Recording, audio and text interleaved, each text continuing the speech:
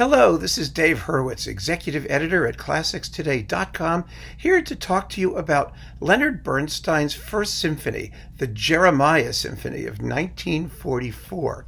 And I want to consider a very interesting musical question, which is this: what happens when you're one of the greatest conductors that ever lived, with an enormous discography, including several recordings, two of which are in stereo, of your own first symphony, which happens to be, in its way, a masterpiece? It's a great, great piece of music. But how is someone else going to do it successfully? Now, I happen to have played the Jeremiah Symphony, so I have a little bit of insight into how the thing works, but it really is an interesting situation. And the answer, I'll tell you right up front, is yes, people are playing it, and they're doing it very, very well.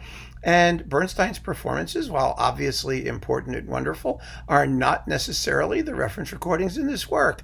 I mean, there are other great versions of it out there, because it's a piece of music that, because it's of extremely high quality, certainly withstands a variety of approaches and treatments. And more importantly, if you listen with an open mind, you will find that there are other conductors out there who can do just as fine a job as the composer himself, which is a very heartening fact. I think you'll probably agree. And there have been quite a few recordings aside from Leonard Bernstein's, and I'm going to talk about a few of them with you and play you some samples.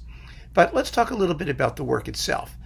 Jeremiah is a wartime piece. It's 1944, and like a lot of wartime music, you think about, for example, Benjamin Britten's Sinfonia de Requiem, or between the war music. That's a category that we attach to a lot of the music written by symphonic composers in Britain between the two world wars. For example, there's Vaughan Williams' Fourth and Walton's First, music that seems to be very much of its time, that has a tension, a gloom, a disturbing atmosphere. Honegger's Liturgique Symphony is another one of them. I mean, there are really quite a few, and they seem to soak up the tenor of the times. The Jeremiah has three movements: a fairly lyrical but also brooding and intense first movement, a slow movement called Prophecy, a vicious little scherzo called Profanation, and I'm going to talk about that movement particularly because I have a few insights that you may find interesting, and then a vocal lamentation for mezzo-soprano and orchestra that sets in Hebrew the actual text of Jeremiah's lamentation. Now, of course, you know what the prophets do generally. I mean, they decry the fact that Israel has strayed from the true path. They demand that the people return to proper worship of the one God, and they foresee death and destruction if they don't. And the lamentations are, of course, lamentations about the despoilment of Jerusalem, and by that, of course, we mean the entire people of God, the people of Israel. It's a very, very deeply moving piece, and the final lamentation is a very, very beautiful setting. It's very moving, and it's been sung by a bunch of really terrific mezzo-sopranos, including, in Bernstein's own recordings, Jenny Turrell, and the perhaps best of all, Christa Ludwig with the Israel Philharmonic. Anyway, the second movement, the scherzo, is called Profanation. Now, it is a spiky, somewhat sardonic piece, but how is it profane? What does it profane? I can tell you what it profanes, because the first time I heard this piece, I said to myself, whoa, that's Bernstein's Bar Mitzvah. You see, it turns out, and this is an interesting little fact, I don't know how many of you out there who are not Jewish are aware of this, but the Torah and the entire biblical text, the Jewish biblical text, is actually set to music, and the musical notes are indicated. It's not normal notation. It's what we call the tropes. They're melodies which have been sung for hundreds of years, who knows, maybe thousands of years, although there are many different versions of them depending on what type of Jewish rite you come from, whether you're Sephardic or Ashkenazic, or if you're from Eastern Europe, where in Eastern Europe, they change. Generally speaking, the tropes that are in use in the United States and that Bernstein knew came from Poland and Lithuania, from that area, which was also the part of the world where the Talmud was first compiled in the late Middle Ages and early Renaissance periods. So these tunes are fairly ancient and fairly well known, and you don't learn when you learn them, and you learn them for your bar mitzvah, because that's when you are called to read from the Torah, the 5 big books, plus a supplementary one from some of the later books, and you learn the tropes. You learn to sing or chant, really, these melodies. And the tunes have little notational indications, each one of which stands for a group of notes.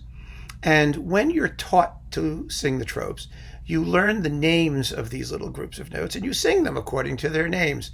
The idea is to fit the groups of notes to the syllables of the words that they adorn. They're written usually on top or on bottom of the words.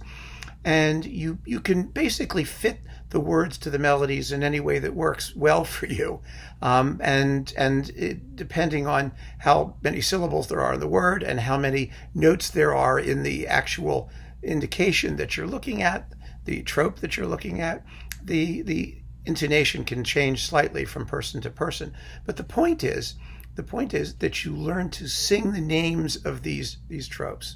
The first one is called Maipach, which goes like this: bum ba dum, Maipach. And after that, you usually learn one called Pashta, which goes Pashta. And then there's something called Zakef, which comes in 2 versions: little, Katan, or big, Gadol. But the small one is Zakef, Katan. And ordinarily, certain groups of syllables, notes, groups of bits of melody have a standard form. They follow each other in a normal order. So the first line you learn when you go to your bar mitzvah class, or that I learned, let's put it this way, and I'm sure many others do as well, was Maipach Pashta Zakef Katon. Oh. Let me try that one more time, please. I'm profaning the word of God just by attempting this. Maipach Pashta Zakef Katon. That was better. All right, so those are the first 3 sort of note groups that you learn in your bar mitzvah class. And here is the opening of the profanation of the Jeremiah Symphony.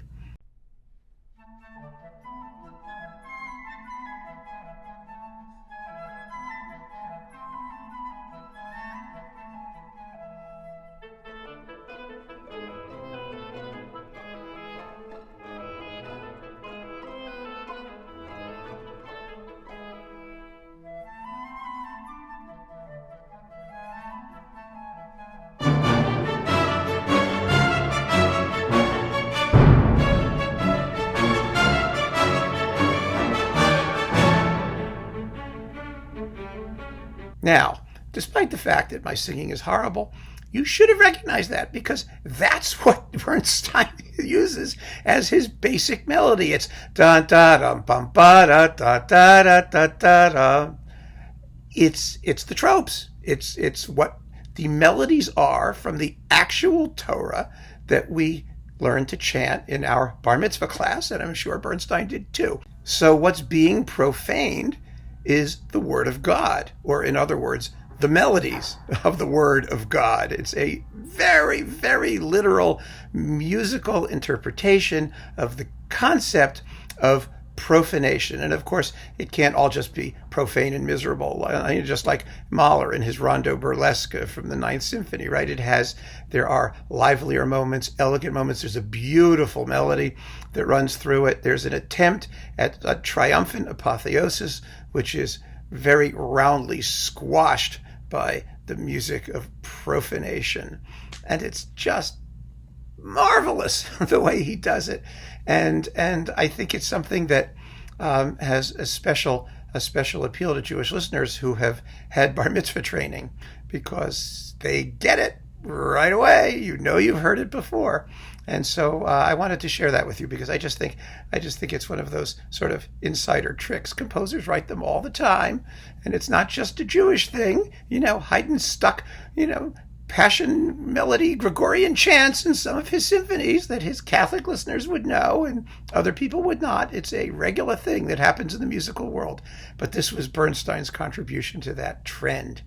Now, let me just talk about recordings. I'm only going to deal with stereo. Bernstein did an earlier mono recording, but we really just need to focus on the stereo recordings, which are all splendid. There have been a couple that I'm not going to talk about, most particularly Leonard Slatkin's on Chandos, because I think it's simply not as good as the ones I am going to talk about and play you some samples of. So we'll take it from there. First, Bernstein, New York Philharmonic. Of course, it's great. It's Bernstein and the New York Philharmonic. I'm sitting here whacking my leg while I'm saying this. That's what that noise is. Fantastic, right? Bernstein, Israel Philharmonic. It's a little bit slower, but every bit is beautiful. And as I said, it has Crystal Ludwig as the best ever soloist in the Lamentation finale. However, there are two other recordings, and they're both on Naxos, as it turns out, so I can play bits of them, and I'm going to, and they're absolutely first class. The first of them is James Judd with the New Zealand Symphony, and with Helen Medlin, the mezzo-soprano soloist. This is absolutely first rate in every respect, and in fact, the profanation does Bernstein a little bit better. He drives it even harder than Bernstein does. Here, listen to this. Listen to this ending. It's really spectacular.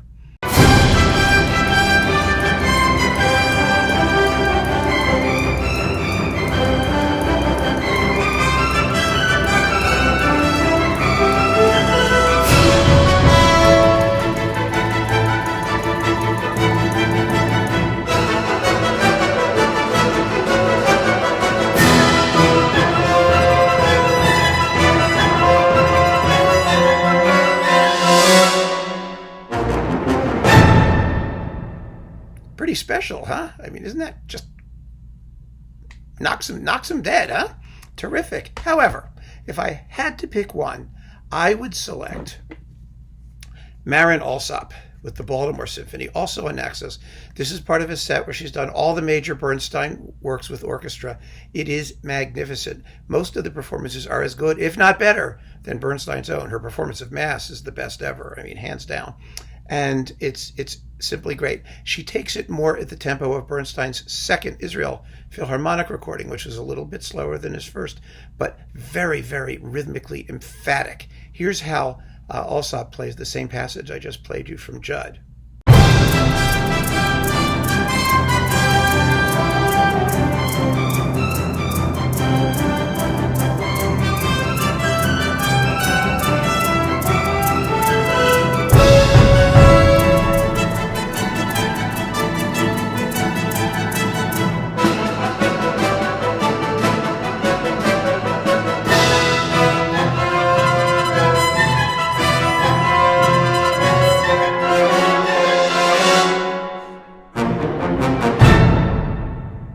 I mean, it's a real humdinger, isn't it?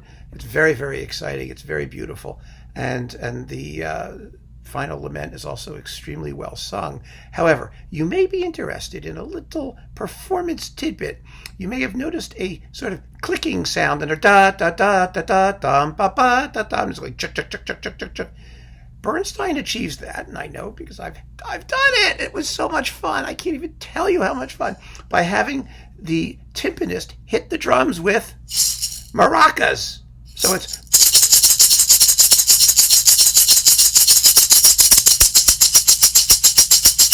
like that, and it makes a wonderful sound because you get, he was short. He would have been better off to probably have a separate percussionist, but he wanted to use the ones he had, which basically it's timpani plus two percussion, who have a lot to do in this movement.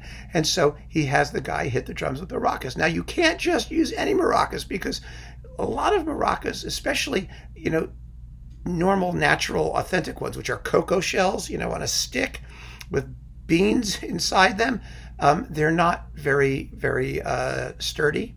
And if you're whacking the head of a drum with them, horrible things can happen. And I don't like to use the plastic ones, which are also quite popular in Latin percussion circles sometimes because they're more durable. They also sound good too. But these are Meinls from Germany actually, and they're made of very solid wood, soup to nuts. So you can actually beat on a drum and not worry that they're going to go to pieces on you. Of course, you still can't do it that hard, and you have to hold them a little bit closer to the head so you don't create the kind of torque that's going to snap the stick here. But that is how Bernstein achieves that climactic moment and that climactic sound. And it was a real thrill for me to be able to actually play the work and see how he did it, because I'd known it for many, many years and I hadn't had a chance to look at a score, so I wasn't quite sure what was going on at that moment in the piece and how you achieve it with the limited number of percussionists who are playing. But that's how he did it. It's a trick, and a darn good one. But if you're looking for Jeremiah symphonies and you want to go beyond Bernstein, I cannot recommend strongly enough this entire set with Marin Alsop doing the Bernstein orchestral works, because it just shows that great music can be performed by other players. And it did not rely, as there was this kind of suspicion and whisper that Bernstein's music only existed because Bernstein was around to play it, and it depended on his own innate genius to make it work, because otherwise it wasn't very interesting. I think all of that is nonsense, and Marin Alsop shows us that, and so does James Judd. The only problem with this recording, which is fabulous in the first symphony, is that it comes with the Concerto for Orchestra Jubilee Games, which is a late work, and I don't think it's one of Bernstein's stronger ones, so you might not like it. But